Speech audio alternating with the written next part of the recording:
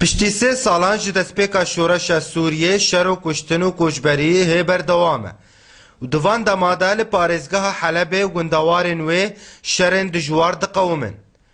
Ji ber vê yekê gelek Kurdên wê deverê malên wan wêran bûne û cihê xwe dihêlin û mişext û koçber dibin. û hewl didin derbasî Bakur û Başûrê Kurdistanê bibin. Ev xelkê kebar zgîrê ne û Telhasil û Teların Rîf Heleb yani. وعفرين وكوباني ها يا اخي ام هوتنا مولي ما نمو خربوا ابقي هذا دربوسه حدود بنا ابوكي هناك ابقي هذا ويدري مولي متنا اجبرتي هناك اجبرتي امنا شو الكوري قرتي ابشونا سوتر ام فقراندن ابشونا ويدري ام فقراندن او ام هيبيو رحمه خدينا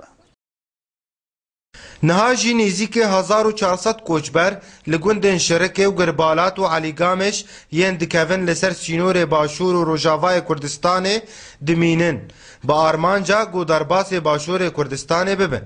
فقط لا غير لأني البس شغلنا ما وضع سيء ومولد ما تشون ياك تشيش بيشي دا وضعي خارن بو ما قو بالله برا كارن بهفدر حاركن لغرباتي الجام هفدبن جا بتو تاني رنانن يا ابني نوا بس معني بإشي وخاندنا مواكي باريت أدي وضع سيء إنه جيل أورتمان مولد مرة تشين مرة الأورتا دمينة نوا بس معني بقولي والله هاي البر علي قامش تاني سيسد مرة هاي شوصد مرة 1400 بسي جامية 1400 مرة تقوم بيه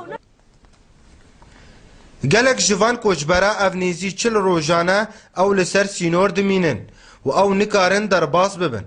Penaberên ku li wir mayîn asê dibêjin ew nikarin vegerin warên xwe ji ber şerên ku li wir diqewimin û ji alîkî dîve dibêjin ku kiriya rê jî bi wara nemaye ku vegerin malên xwe.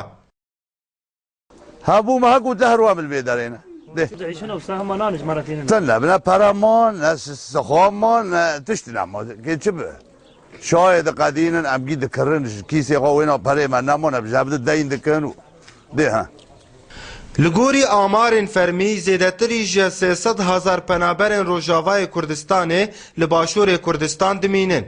û deriyê Sêmalkayê di navbera Başûr û Rojavayê Kurdistanê de ev nîzî mehekî hatî girtin ji aliyê Rojavayê Kurdistanê ve. û daxwaza penabera ew e ji ber rewşa waya mirovahî ev derî were vekirin. İsmail Elî, ARK TV.